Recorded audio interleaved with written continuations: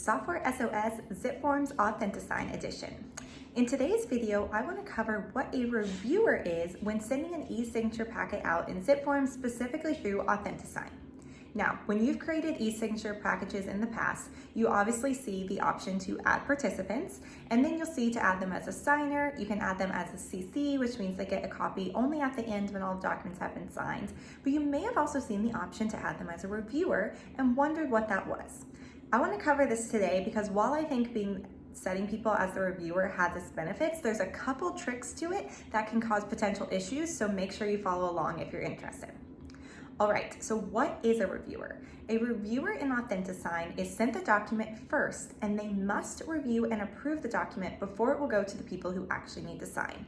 So it's important to note that a reviewer is not a signer. So if an agent needs to review and sign a document, they would need to be set up twice. So what I would do in that case, I'd recommend just setting them as signer one, and then having them kind of review and sign together. This reviewer status is just for someone who needs to review. An example of this would be me as the TC. I'm sending something out on the agent's behalf. I want them to review it first, but only the clients need to sign. So the agent will review it, and then once they approve it, it will be sent to the clients to sign. There's other applicable examples of this as an agent as well, but that's my TC example that I use quite frequently.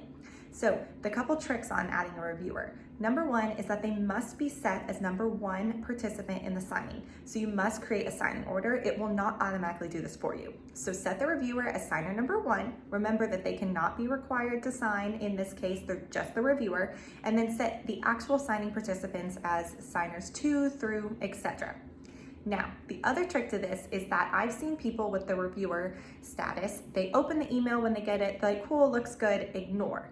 They must follow through on clicking on the document and actually clicking that they approve it, or it will not be sent to the participants. I've seen this become kind of a bottleneck in some transactions on deals, and so we want to make sure that the reviewer has clear knowledge that they must not only open the email and look at the document, but they must click that they've approved it as well. So while the reviewer feature I think has some great highlights to it, make sure you know that they are not supposed to be the signer, that you must set them up as participant number one, and that they must know they must click and actually approve the document. Any questions? Drop us a comment. Follow us for more real estate agent and TC software tips.